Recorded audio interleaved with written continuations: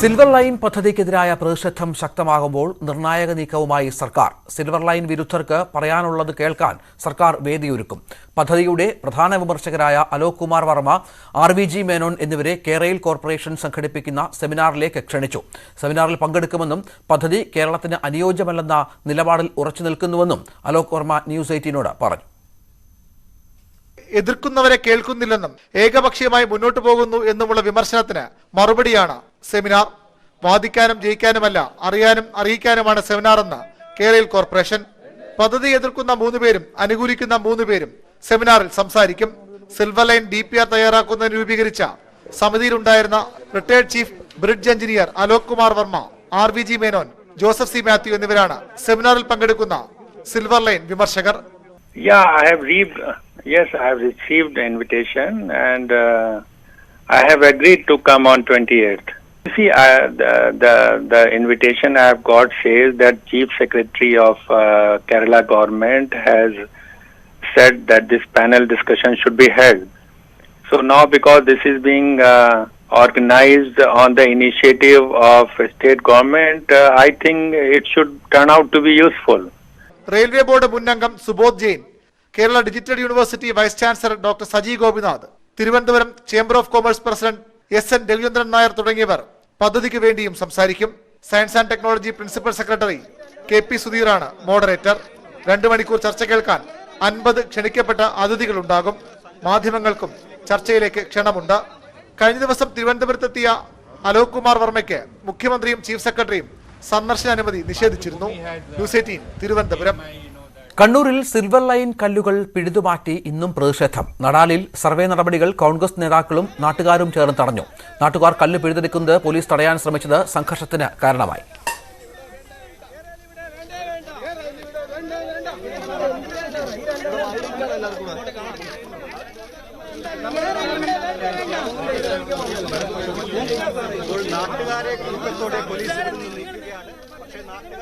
അപ്പോൾ നമുക്ക് റോഡ് വേണ്ടേ?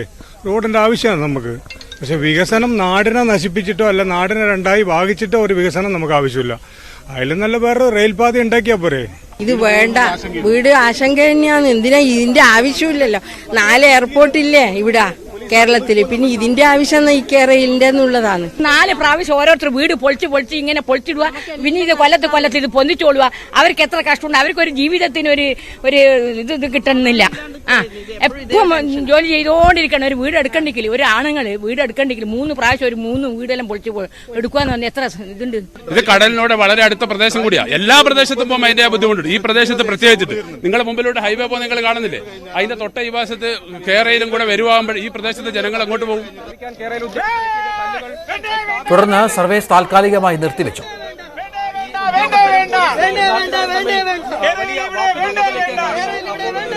പ്രതിഷേധ സാധ്യത കണക്കിലെടുത്ത് ചാലയിലെ സർവേ ഒഴിവാക്കിയിരുന്നു. മനു ഭരത് ചേരുന്നു. മനു, സർവേ ഒഴിവാക്കി അധികൃതർ മടങ്ങിയോ അതോ അവിടെ തുടരുകയാണോ?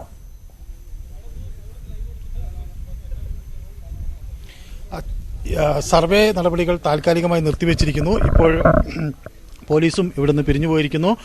ഒപ്പം തന്നെ ഉദ്യോഗസ്ഥരും പിരിഞ്ഞുപോയിരിക്കുന്നു. ഇവിടെയാണ് ഒരു കല്ല് സ്ഥാപിക്കാൻ ശ്രമിച്ചത്. ആ കല്ല് ജനങ്ങൾ പിഴുതെടുത്തിരിക്കുന്നു. അത് പൊട്ടിക്കുകയും പിന്നീട് അതിന് മുകളിൽ ഒരു റീത്ത് സമർപ്പിച്ചുകൊണ്ട് അവരുടെ ഒരു പ്രതിഷേധം രേഖപ്പെടുത്തിയതിൻ്റെ ദൃശ്യങ്ങളാണ് നമുക്ക് കാണാൻ കഴിയുന്നത്. ഏതായാലും നാട്ടുകാരുടെ പ്രതിഷേധത്തെ തുടർന്ന് താൽക്കാലികമായി ഈ സർവേ നടപടികൾ നിർത്തിവെച്ച് ഉദ്യോഗസ്ഥർ മടങ്ങി.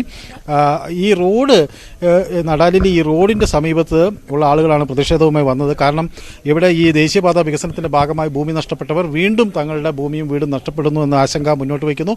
ഒപ്പം തന്നെ DCC പ്രസിഡന്റ് അഡ്വക്കേറ്റ് മാർട്ടിൻ ജോർജിന്റെ നേതൃത്വത്തിലുള്ള കോൺഗ്രസ് നേതാക്കളും ഇവിടെ എത്തി ഈ പ്രതിഷേധത്തിന് നേതൃത്വം നൽകി. അതാണ് നടാലിൽ നിന്നുള്ള വിവരം. സിൽവർ ലൈൻ സമരത്തിൽ UDF ബൃന്ദ കാരാട്ടിനെ പോലെ ആകുമെന്ന് മുസ്ലിം ലീഗ് നേതാവ് ഡോക്ടർ MK മുനീർ. ജഹാംഗീർപൂരിൽ കെട്ടിടമൊഴിപ്പിക്കുന്നതിനെതിരെ മുന്നിൽ നിന്ന നേതാവാണ് ബൃന്ദ കാരാട്ട്. പദ്ധതിക്കെതിരായ സമരത്തിൽ UDF നേതാക്കൾ മുന്നിലുണ്ടാകുമെന്നും MK മുനീർ കോഴിക്കോട് പറഞ്ഞു. അപ്പോൾ എക്സ്പേർട്സ് എന്ന് പറയുന്ന ആരാണ്? ആ എക്സ്പേർട്സിനെ തീരുമാനിക്കുന്നതും പിണറായി വിജയനാണ്. അപ്പോൾ പിണറായി വിജയന് വേണ്ടി മാത്രം നടത്തുന്ന നാടകങ്ങളാണിത്. ഇത് സത്യത്തിൽ കേരളിന് എതിരെയുള്ള സമരം ശക്തിപ്പെടുത്താൻ മാത്രമേ സഹായിക്കൂ. ഇവിടെയുള്ള ഞങ്ങളൊക്കെ വൃന്ദക്കാരാട്ടാവാൻ പോവാണ്. ഇവിടെ ജനങ്ങൾ അതിന് അനുകൂലമല്ല. ഞങ്ങള് ഇരുമ്പ് ദണ്ട് ഉപയോഗിച്ചുകൊണ്ട് ഇതിനെ നേരിടും. പാലക്കാട് RSS നേതാവ് ശ്രീനിവാസനെ കൊലപ്പെടുത്തിയ കേസിൽ അറസ്റ്റിലായ പ്രതികളുമായി തെളിവെടുപ്പ് നടത്തി പോലീസ്. മുഖ്യപ്രതി ഉപയോഗിച്ച മൊബൈൽ ഫോണും ആയുധങ്ങളും കൊണ്ടുവന്ന ഓട്ടോറിക്ഷയും പോലീസ് കണ്ടെത്തി. കേസിൽ 2 പേർ കൂടി പിടിയിലായതായി ADGP വിജയ് സാഖറെ പറഞ്ഞു. അതേസമയം കൊലപാതകത്തിൽ നേരിട്ട് പങ്കെടുത്ത പ്രതികളെ ഇതുവരെ പിടികൂടാൻ കഴിഞ്ഞിട്ടില്ല. ഇന്നലെ അറസ്റ്റിലായ 4 പേരിൽ മുഹമ്മദ് ബിലാൽ, സഹദ് എന്നിവരുമായാണ് തെളിവെടുപ്പ് നടത്തിയത്. പാലക്കാട് ശംഖുവാരത്തോട് കോളനിയിൽ എത്തിച്ചായിരുന്നു ആദ്യ തെളിവെടുപ്പ്. ശംഖുവാരത്തോട് പള്ളിയിൽ നിന്നും മുഖ്യപ്രതിയുടെ മൊബൈൽ ഫോൺ കണ്ടെത്തി. മുഹമ്മദ് ബിലാലാണ് ഫോൺ ഇവിടെ ഒളിപ്പിച്ചത്. തുടർന്ന് ആയുധങ്ങൾ കൊണ്ടുവന്ന ഗുഡ്സ് ഓട്ടോറിക്ഷയും മുഹമ്മദ് ബിലാൽ സഞ്ചരിച്ച ബൈക്കും കണ്ടെത്തി. കൊലപാതകത്തിനായി ഗൂഢാലോചന നടത്തിയ ജില്ലാ ആശുപത്രിയിലെ മോർച്ചറിക്ക് പുറകുവശത്തും സംഭവ ദിവസം അക്രമി സംഘം പുറപ്പെട്ട സ്ഥലത്തും പോലീസ് തെളിവെടുത്തു. തുടർന്ന് കൊലപാതകം നടന്ന മേലാമുറിയിലും പ്രതികളെ എത്തിച്ചു. പുതുപ്പരിയാരത്തു നിന്നും മറ്റൊരു ബൈക്കും കണ്ടെത്തി. സഹദ് ഉപയോഗിച്ച വാഹനമാണ് കണ്ടെത്തിയത്. കേസിൽ 2 പേർ കൂടി പിടിയിലായതായി ADGP വിജയ് സാഖറെ പറഞ്ഞു. പാലക്കാട് സ്വദേശികളായ അഷറഫ്, അഷ്ഫാഖ് എന്നിവരാണ് പിടിയിലായത്. ഇന്ന് നമ്മുടെ കസ്റ്റഡിയിൽ കുറേ പേരുണ്ട്. അവിടെ നിന്ന് 2 പ്രതികൾ എൻ്റെ റോൾ കോൺസ്പിറസിയിൽ വ്യക്തമായിട്ടുണ്ട്.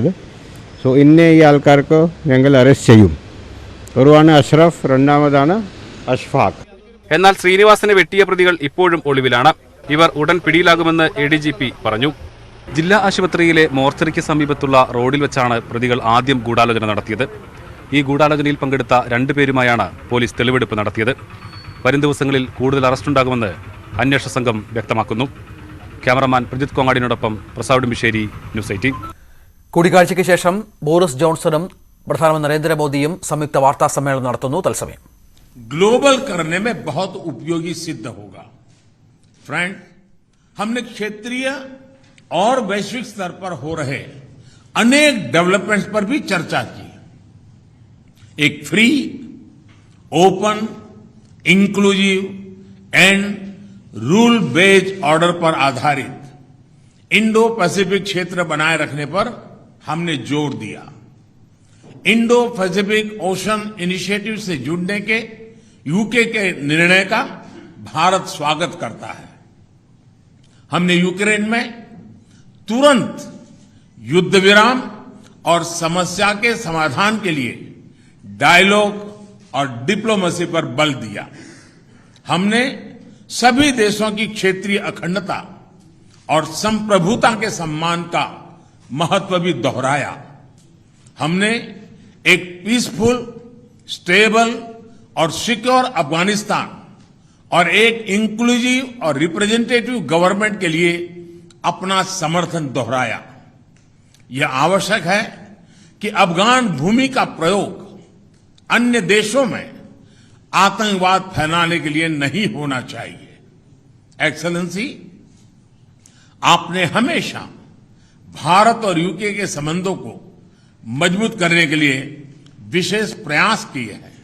इसके लिए हम आपका अभिनंदन करते हैं. एक बार फिर आपका और आपके प्रतिनिधिमंडल का भारत में हार्दिक स्वागत है. बहुत बहुत धन्यवाद.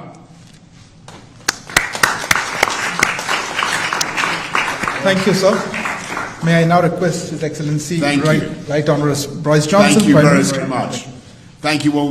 My friend, Prime Minister Modi, Narendra, my Kas Dost, I think is the phrase I want in Hindi. We've had a fantastic 2 days here in India. And yesterday I became the first Conservative Prime Minister to visit Gujarat, which is your birthplace, of course, Narendra, but as you've just said, the ancestral home of about half of all the British Indians. And I had an amazing reception, absolutely amazing. I felt a bit like Sachin Tendulkar. My face was about as ubiquitous everywhere as Amitabh Bachchan. I was everywhere to be seen, and it was fantastic. Now, this morning we've had wonderful talks, and I think that they have strengthened our relationship in every way. In challenging times, it is very important that we, the Kasdos, get closer together. And I believe the partnership between Britain and India, one of the oldest democracies, Britain is one of the oldest, I mean Iceland they say is older, but we're one of the oldest, and India, certainly the largest democracy, is one of the defining friendships of our times. And What we're doing is taking forward an ambitious 10-year roadmap for British-Indian relations that we agreed last year. It was great to see you at the G7, but since then the threats of autocratic coercion have grown even further. And it's therefore vital that we deepen our cooperation, including our shared interest in keeping the Indo-Pacific open and free. So today, we've agreed a new and expanded defence and security partnership, a decades-long commitment that will not only forge tighter bonds between us, but support your goal, Narendra, of Make in India. The UK is creating an India-specific open general export licence, reducing bureaucracy and slashing delivery times for defence procurement. We've agreed to work together to meet new threats across land, sea, air, space and cyber, including partnering on new fighter jet technology, maritime technologies to detect and respond to threats in the oceans. We're extending our partnership as science superpowers and building on the collaboration between Oxford AstraZeneca, for instance, and the Serum Institute of India, which vaccinated more than 1 billion people against COVID, including, I'm proud to say, me. I have the Indian jab in my arms, and a power of good it did me. So many thanks to India. And that has helped India to become what Narendra has called the pharmacy of the world. Today, we're embarking on joint initiatives on malaria vaccines, on antimicrobial resistance, and a digital partnership between the Indian National Health Authority and our NHS. We're also taking big steps together on energy security, helping each other to reduce our dependence on imported hydrocarbons and adopt cheaper, more sustainable, homegrown alternatives. And we have a new offer, a new plan to develop offshore wind from the Celtic Sea to Dhanushkodi. We've got a new UK-India hydrogen science and innovation hub, and we're taking forward the Green Grid solar power initiative that you and I began, Narendra, at COP26 in Glasgow together with 80 other countries. It's an incredible fact that the sun provides enough energy every day to power the world 10,000 times over. You have a lot of solar power here in India. The sun's putting on a fantastic performance today, but we have quite a lot in Britain as well. These partnerships form the superstructure of the living bridge that Narendra describes between our countries. And today, that bridge is humming with goods and services and people and capital, whizzing back and forth, east to west. And sometimes it can be hard to tell whether something is British or Indian or, frankly, Brindian. And on Wednesday, I went to the airport in a Range Rover, Indian-owned but made in Britain. And when I arrived here on Thursday, I visited JCB, British-owned but made in India, exporting 60,000 around the world, by the way, 110 countries. Or take the example of the Norton motorbike, now being revived in Britain by an Indian company. And I'm very pleased that this visit has not only deepened our economic partnership, we've agreed new deals worth £1 billion and created more than 11,000 jobs across the UK in everything from electric buses to the robotic surgery of Smith & Nephew, which I saw yesterday, as well as in artificial intelligence, where India's strengths are remarkable. And perhaps most significantly for the long term, we're making full use of the freedom that we now have to reach a free trade agreement, a deal where you can lift those tariffs, you can, India, Narendra, on our machinery and apples. Actually, you've already done it on apples, so thank you for the apples. And in turn, we can lift the tariffs on your rice and textiles. We've already closed 4 chapters, and today we're announcing new measures to make it easier to export UK-made medical devices to India and ensure mutual recognition of UK higher education qualifications. And as the next round of talks begins here next week, we're telling our negotiators, get it done by Diwali in October. Get it done by Diwali. This could double our trade and investment by the end of the decade, widening that living bridge into a multi-lane motorway pullulating with beautiful jointly made electric vehicles and creating hundreds of thousands of new jobs in both our countries. So, as India celebrates its 75th year of independence, I am filled with optimism about the years ahead and the depth of the friendship between our countries and the security and the prosperity that our partnership can deliver for our people for generations to come. Thank you all very much, and thank you, Prime Minister Modi. Thank you. Thank you. Thank you, Excellency. That concludes the press statements. Please remain seated as the dignitaries leave the stage. British പ്രധാനമന്ത്രി Boris ജോൺസണും പ്രധാനമന്ത്രി നരേന്ദ്രമോദിയും തമ്മിലുള്ള കൂടിക്കാഴ്ചയ്ക്ക് ശേഷം ഇരു രാജ്യങ്ങളും തമ്മിൽ ഉള്ള സംയുക്ത വാർത്താ സമ്മേളനമായിരുന്നു. പ്രതിരോധ, വ്യാപാര, ഊർജ്ജ മേഖലകളിൽ സഹകരണം ശക്തിപ്പെടുത്തും, ബ്രിട്ടനുമായി സ്വതന്ത്ര വ്യാപാരമുണ്ടാകും, സന്ദർശനം ചരിത്രപരമാണ് എന്ന് പറഞ്ഞാണ് പ്രധാനമന്ത്രി തൻ്റെ കൂടിക്കാഴ്ച അവസാനിപ്പിച്ചത്. ഇതിനിടെ പ്രധാനമന്ത്രി ഞായറാഴ്ച ജമ്മു സന്ദർശിക്കാനിരിക്കെ കശ്മീരിന്റെ വിവിധയിടങ്ങളിൽ ഭീകരാക്രമണം. ഒരു CISF സൈനികൻ വീരമൃത്യു വരിച്ചു. 4 പേർക്ക് പരിക്കേറ്റു. 4 ഭീകരരെ സൈന്യം വധിച്ചു. ഭീകരർക്കായുള്ള തെരച്ചിൽ തുടരുകയാണ്.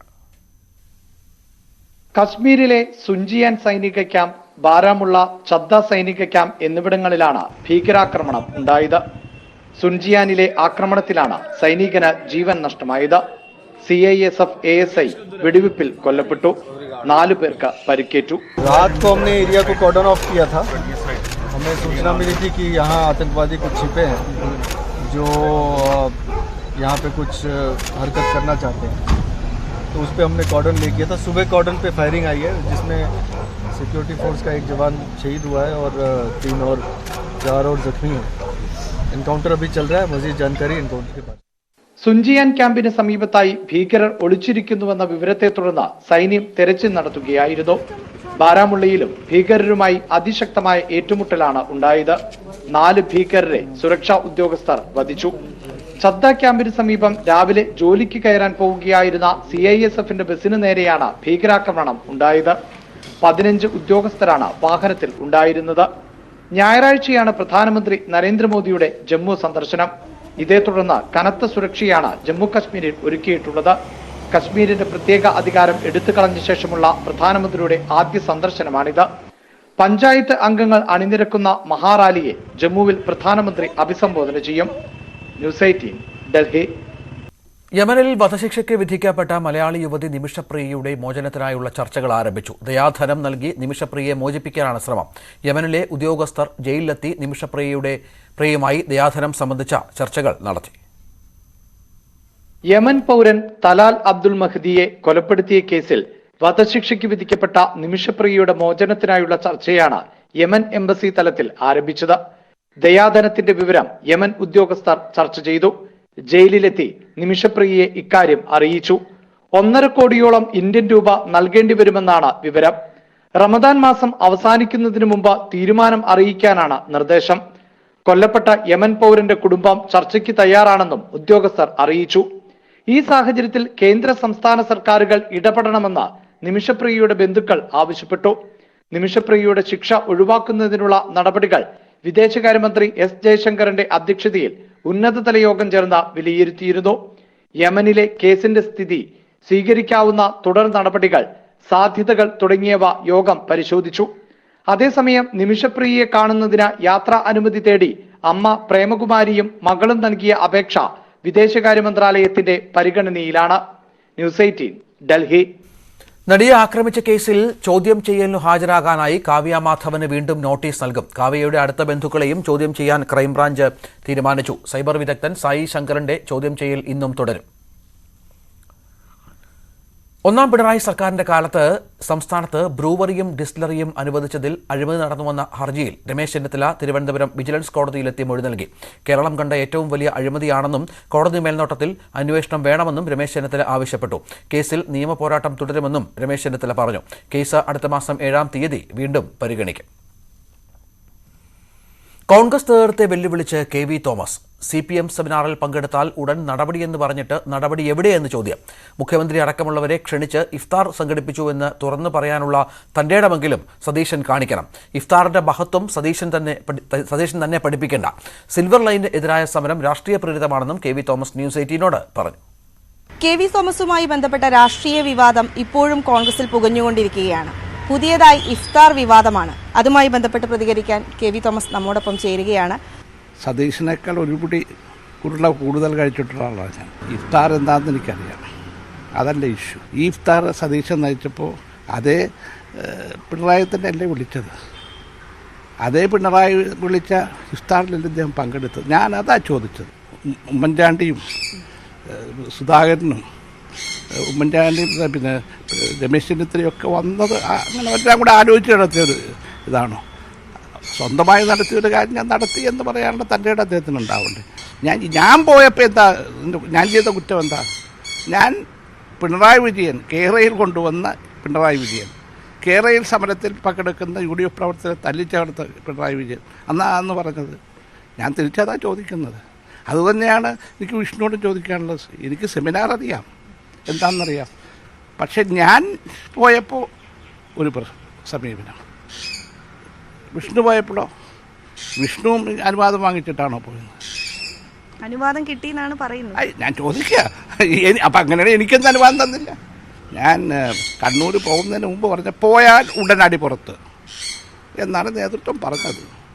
ഇതുവരെ ഉടനടി പുറത്ത് ഞാൻ പോയിട്ടില്ല. ഞാൻ ഇത്രേ പറഞ്ഞുള്ളൂ. ഞാനൊരു കോൺഗ്രസ്സുകാരനായിട്ട് തുടരും. ഏക്കിയാനെ പറഞ്ഞു. ഞാനല്ല പറഞ്ഞത് വികസനത്തിൽ അമിതമായ രാഷ്ട്രീയം കൊണ്ടുവരരുത്, അത് അപകടമാണ്. നമുക്ക് രാഷ്ട്രീയം കൊണ്ടുവരേണ്ട സന്ദർഭത്തിൽ തിരഞ്ഞെടുപ്പ് കാലഘട്ടം അന്ന് കൊണ്ടുവരാം. അദ്ദേഹത്തിൻ്റെ സമീപനത്തെ ഞാൻ 100% പിന്തുണയ്ക്കുകയാണ്. തൃക്കാക്കര നിയമസഭാ ഉപതെരഞ്ഞെടുപ്പിനുള്ള സ്ഥാനാർത്ഥി നിർണയ ചർച്ചകൾ സജീവമാക്കിയ മുന്നണികൾ. തയ്യാറെടുപ്പ് ചർച്ച ചെയ്യാൻ NDA നേതാക്കളുടെ ജില്ലാ യോഗം വൈകിട്ട് ചേരും. P.T. തോമസിന്റെ ഭാര്യ ഉമാ തോമസിനെ രംഗത്തിറക്കാൻ കോൺഗ്രസ് ആലോചിക്കുമ്പോൾ UDF പ്രഖ്യാപിച്ച ശേഷം സ്ഥാനാർത്ഥിയെ തീരുമാനിക്കാവുന്ന നിലപാടിലാണ് CPM. ഉപതെരഞ്ഞെടുപ്പ് പ്രഖ്യാപനം എപ്പോൾ വേണമെങ്കിലും ഉണ്ടാകാമെന്ന് വ്യക്തമായതോടെയാണ് സ്ഥാനാർത്ഥി ചർച്ചകൾ മുന്നണികൾ സജീവമാക്കിയത്. സഹതാപ തരംഗം മുതലെടുത്ത് ഉമാ തോമസിനെ മത്സരരംഗത്തിറക്കാനാണ് കോൺഗ്രസ് ആലോചന. ജില്ലാ കമ്മിറ്റിയുടെ ആലോചനയ്ക്ക് കോൺഗ്രസ് സംസ്ഥാന നേതൃത്വത്തിന്റെ പിന്തുണയുമുണ്ട്. ഉമയ്ക്കും അനുകൂല നിലപാടാണെന്നാണ് സൂചന. അതേസമയം രാഷ്ട്രീയത്തിലെ കുടുംബവാഴ്ചയെ എതിർത്ത P.T. തോമസിന്റെ ഭാര്യയെ മത്സരിപ്പിക്കുന്നതിനെതിരെ ഒരു വിഭാഗം കോൺഗ്രസ് നേതാക്കൾക്ക് എതിർപ്പുണ്ട്. ദീപ്തി മേരി വർഗീസ്, ഡൊമിനിക് പ്രസന്റേഷൻ, VP സജീന്ദ്രൻ എന്നിവരുടെ പേരുകളാണ് ഇവർ മുന്നോട്ട് വയ്ക്കുന്നത്. കോൺഗ്രസ് പ്രഖ്യാപിച്ച ശേഷം സ്ഥാനാർത്ഥിയെ നിശ്ചയിക്കാമെന്നാണ് CPM നിലപാട്. കെ.വി. തോമസോ മകൾ രേഖ തോമസോ ഇടത് സ്ഥാനാർത്ഥിയായേക്കുമെന്ന് പ്രചാരണമുണ്ടെങ്കിലും തൃക്കാക്കരയിലേക്കില്ലെന്ന് കെ.വി. തോമസ് ന്യൂസ് 18നോട് പറഞ്ഞു. നിങ്ങളെ ഞാൻ കുറ്റം പറയത്തില്ല, കാരണം നിങ്ങൾക്ക് വാർത്ത കൊടുക്കണം. പക്ഷേ ഞാൻ 3 മാസം മുമ്പ് പറഞ്ഞതാണ്, എനിക്കോ എൻ്റെ ഫാമിലി മെമ്പേഴ്സിനൊരു താല്പര്യം ഇത്തരം കാര്യങ്ങളുണ്ട്. എന്നെ സംബന്ധിച്ചിടത്തോളം പാർലമെൻ്ററി ലൈഫിലെ താല്പര്യമില്ല. മക്കൾക്കൊക്കെ വേറെ സംവിധാനങ്ങളുണ്ട്, അവരതിലാണ് നിൽക്കുന്നത്. ഞങ്ങളാരും തൃക്കാക്കരയിലേക്ക് കടന്നു വരുന്നില്ല. NDA സ്ഥാനാർത്ഥിയായി സംസ്ഥാന അധ്യക്ഷൻ K. സുരേന്ദ്രൻ, AN രാധാകൃഷ്ണൻ എന്നിവരുടെ പേരുകളാണ് ചർച്ചയിലുള്ളത്. ന്യൂസ് 18 കൊച്ചി. ഈ പ്രണയത്തിൽപ്പെട്ട് വരുന്ന ചെറുപ്പക്കാരനാകട്ടെ യുവതിയാവട്ടെ, അവർ ഇസ്ലാം മതത്തിലേക്ക് ബലാത്കാരം നിർബന്ധിച്ച് മതം മാറ്റുക, ഇങ്ങനെയൊക്കെയുള്ള പ്രവർത്തികൾ ഇവർ ചെയ്യുന്നുണ്ട്. ഈ ലവ് ജിഹാദ് എന്ന് പറയുന്ന സാധനം അവർ ഈ മെത്രാന്മാരും മറ്റാൾക്കാരും ആരോപിക്കുന്ന രീതിയിലല്ല, വേറൊരു തലത്തിൽ ഈ മുസ്ലിമിനെ വിവാഹം കഴിക്കുന്ന ആളുകൾ നിശ്ചയമായിട്ടും മുസ്ലിം മതത്തിലേക്ക് മാറണം എന്ന രീതിയിലുള്ള, സ്ത്രീയായാലും പുരുഷനായാലും മാറണം എന്ന രീതിയിൽ ഒക്കെയുള്ള ഭീഷണികൾ, സമ്മർദ്ദങ്ങൾ. വർഗീയത ഏറിയും കുറഞ്ഞും. സ്പെഷ്യൽ കറസ്പോണ്ടന്റ് ഇന്ന് രാത്രി 9:30.